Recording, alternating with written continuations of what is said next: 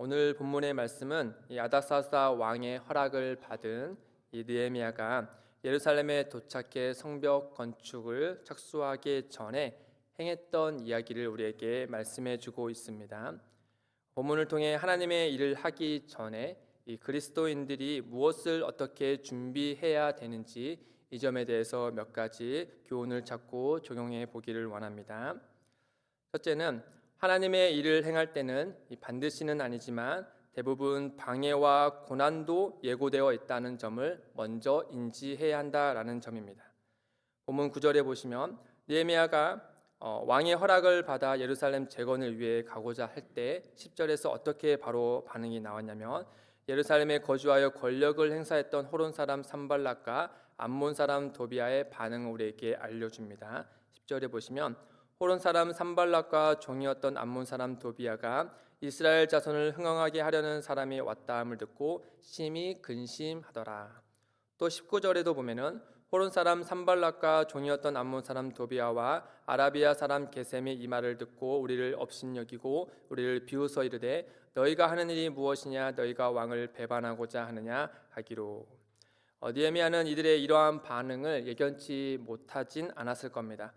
그는 아닥사스다 왕에 의해 예루살렘 성전 건축이 멈췄던 이유를 앞서 알았기 때문에 분명 그가 이번에도 예루살렘 성벽을 건축하려 할 때 분명히 방해하는 세력이 있을 것이다 라는 사실을 예상했을 것입니다. 한 예로 이전에 에스라가 그 왕에게 에스라서 4장 12절과 13절에 보면 이 방해 세력이 이 왕에게 이런 조서를 올린 것을 그들은 알았을 겁니다. 4장 12절 13절에 보시면 왕에게 아뢰나이다 당신에게서 우리에게로 올라온 유다 사람들이 예루살렘에 이르러 이 패역하고 악한 성읍을 건축하는데 이미 그 기초를 수축하고 성곽을 건축하오니 이제 왕은 아시옵소서 만일 이 성읍을 건축하고 그 성곽을 완공하며 저 무리가 다시는 조공과 관세와 통행세를 바치지 아니하리니 결국 왕들에게 손해가 되리이다. 이러한 예는 비단 에스라와 느헤미야에게만 있었던 일이 아니었습니다. 이스라엘 백성들이 출애굽할 때도 하나님은 모세를 통하여 분명히 말씀하시기를 이 바로가 완고한 고집을 부려 출애굽하는 일을 방해할 것이다라고 말씀하셨습니다. 또 신약에서도 보면 예루살렘 예수님께서 이 세례를 받으시고 곧장 이제 공생의 사역을 본격화하실 그때에 이 사탄의 시험이 있을 것을 아셨기 때문에 예수님은 금식하며 이를 준비하셨습니다. 또 나아가서 사도 바울도 많은 지역을 돌아다니며 복음을 전할 때 이 사탄의 방해 세력이 있다는 것을 알았기 때문에 그는 에베소서 6장의 성도들에게 전신갑주를 입을 것을 권면했습니다. 그리고 그 이유를 이렇게 말씀해 주셨습니다. 에베소서 6장 12절에 보시면 우리의 씨름은 혈과 육을 상대하는 것이 아니요 통치자들과 권세들과 이 어둠의 세상 주관자들과 하늘에 있는 악의 영들을 상대함이라. 이와 같이 하나님의 일을 행할 때 방해 세력이 있다는 것을 우리는 예상할 수 있습니다. 또한 하나님의 일에는 이 영광뿐 아니라 고난도 겸해서 있을 것이다 라는 사실은 성경에서 우리에게 말씀해 주고 있습니다. 이 점에 성경은 그 고난을 피할 것으로 말하는 것이 아니라 우리에게 권면하기를 받을 것으로 우리에게 말씀하고 있다는 점입니다. 로마서 8장 17절에 보면 자녀이면 또한 상속자 곧 하나님의 상속자요 그리스도와 함께한 상속자니 우리가 그와 함께 영광을 받기 위하여 고난도 함께 받아야 할 것이니라.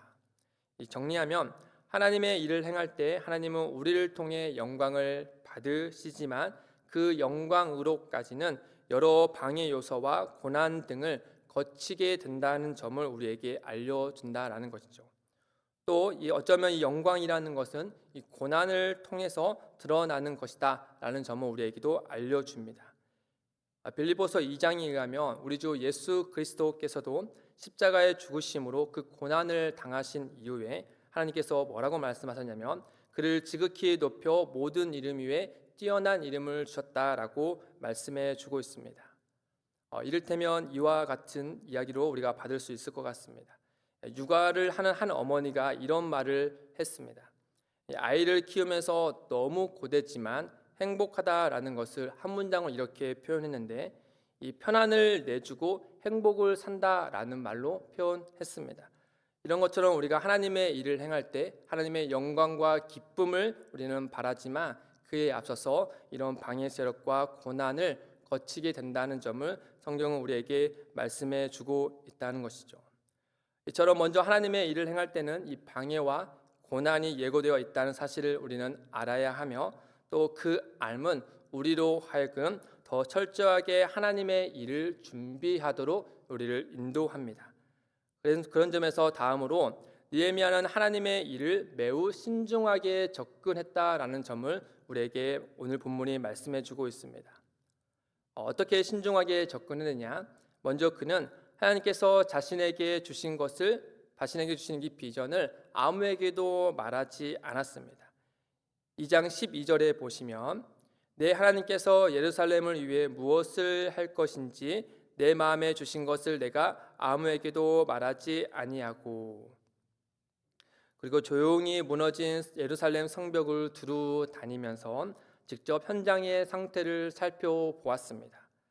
앞서 아다사스다 왕이 필요한 것을 요청했을 때 느헤미야는 필요한 재원을 정말 거침없이 또 술술 말했던 것처럼 그는 예루살렘에 오기 전부터 머릿속으로 도착하면 어떻게 일을 착수해야 되고 어떻게 준비해야 되는지 그림을 다 그려왔을 것입니다. 그럼에도 불구하고 그가 도착하자마자 한 것은 바로 무엇이었냐면 머릿속으로 그려왔던 계획들을 곧장 다 사람들에게 말하기에 앞서서 보다 신중하게 침묵을 지키고 그리고 먼저 현장을 돌아다니면서 그곳에 있는 상황을 분석하고 정보를 수집하는 일을 먼저 했습니다. 즉 하나님의 일을 본격적으로 행하기 전에 보다 신중하게 접근하는 태도를 우리에게 알려주고 있는 것이죠. 느헤미야가 사람들에게 곧장 말하지 않고 현장을 살피며 보다 신중을 가했던 이유는 첫째는 앞서 말씀드렸던 것 같이 방해 세력이 있을 것을 예상하고 그런 방해들을 방지하기 위함이었고, 다른 하나는 자신이 행하는 하나님의 일이 매우 중대한 일로 여겼기 때문에 그는 보다 철저하게 또 신중하게 이 일에 접근하는 모습을 보였습니다. 그저 개인의 일로 치부한 것이 아니라 정말 하나님의 일이니 그에 걸맞게 준비하는 것, 또 행하는 것 하나하나에 큰 무게를 두고 더 신중하게 접근했던 느헤미야의 이런 모습입니다. 마지막으로 느헤미야는 하나님의 일을 감당하는 일에는 한마음으로 함께할 동역자들이 필요함을 알았습니다. 그리고 그는 이를 준비했습니다. 그리하여 그는 유다 사람들과 제사장들, 귀족들, 방백들에게 하나님께서 자신에게 행하신 일들을 마음을 담아 그들에게 전합니다.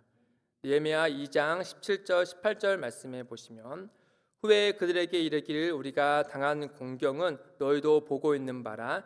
예루살렘이 황폐하고 성문이 불탔으니 자 예루살렘 성을 건축하여 다시 수치를 당하지 말자 하고, 또 그들에게 하나님의 선한 손이 나를 도우신 일과 왕이 내게 이른 말씀을 전하였더니 그들의 말이 일어나 건축하자 하고 모두 힘을 내어 이 선한 일을 하려 하매. 느헤미야가 이와 같이 마음을 담아서 사람들에게 말을 하자 들은 사람들이 이렇게 표현합니다. 모두 힘을 내어 이 선한 일을 하려 했다라고 말씀해주고 있습니다. 전도서 4장 12절에 보시면 이 공동체가 얼마나 중요함을 한 문장을 통하여서 우리에게 말씀해 주는데, 12절에 보시면 한 사람이면 패하겠거니와 두 사람이면 맞설 수 있나니 세 겹줄은 쉽게 끊어지지 아니하느니라. 느헤미야는 예루살렘 성벽을 다시 세우는 일에 있어서 무엇보다 온 유다 백성들이 함께 해야 함을 알았습니다. 성전과 마찬가지로 성벽을 다시 짓는 일도 역시 하나님의 뜻이며 하나님의 일이니, 이 광야에서 성막을 지을 때 백성들이 자원하여 드린 예물과 온 민족이 합심하여서 이 일에 집중하였던 것과 같이 또 이전 성전도 마찬가지로 왕과 백성이 마음을 모아 이 일에 집중했던 것과 같이 이 성벽도 역시 자기 개인적인 일이 아니라 온 백성이 마음을 모아 이 일에 착수해야 함을 느헤미야는 알았기 때문에 그 동역자들을 모집하기 위해서 이와 같이 자기의 마음을 담아 사람들에게 전했던 것입니다. 이와 같이 느헤미야가 예루살렘 성벽을 재건하기에 앞서 준비했던 세 가지, 곧 방해와 고난이 있을 것을 예상했던 것을 준비하고, 또 신중하게 접근하여서 준비하고, 또 동역자들을 준비했던 것을 이 세 가지 모습을 통해서 오늘을 사는, 또 오늘 하나님의 백성으로 살아가는 우리에게 크게 두 가지를 한번 적용해 보기를 원합니다. 첫째는 개인적이든 공동체적이든 하나님의 뜻을 행하기에 앞서 함께 합력할 동역자들을 구하시길 바랍니다. 아주 작은 예를 하나 들어보겠습니다. 전에 한 구역원들이 한 자리에 모여서 한 구역장님들을 많이 칭찬했던 이야기를 들었습니다. 왜 그런지 여러 이유를 말씀해 주셨지만 그 중에 하나가 이 구역장님이 항상 아침마다 새벽마다 이 오늘 읽을 성경 말씀 항상 올려준다는 겁니다. 카톡방에. 그러면은 구역원들이 다 아멘하고 받고 그다음 다 읽은 다음에 그 하루가 지나기 전에 완료라는 댓글을 항상 올려준다라고 하는 거죠. 그러면서 신약을 거의 다 읽었다라고 말씀해 줬습니다. 이 성경을 읽는 것 정말 작은 예지만 이 바쁜 일상을 살아가는 성도에게 있어서 이 시간을 내어서 성경을 읽는 것 또한 역시 쉬운 일은 아닐 것입니다. 그런데 함께 하는 일이 있으니 이 일이 되어가는 것입니다. 기도도 마찬가지입니다. 봉사하는 일도 마찬가지입니다. 함께하는 것이 얼마나 중요하면 예수님께서도 마태복음 18장 20절에 두세 사람이 내 이름으로 모인 곳에 나도 그들 중에 있느니라 라고 이와 같이 말씀하셨겠습니까? 신앙은 함께하는 것이고 하나님의 뜻과 사역은 더더욱더 함께하는 것이니 무엇을 하든지 하나님의 은혜를 구하는 이들을 구하는 것이 지혜로운 모습일 것입니다.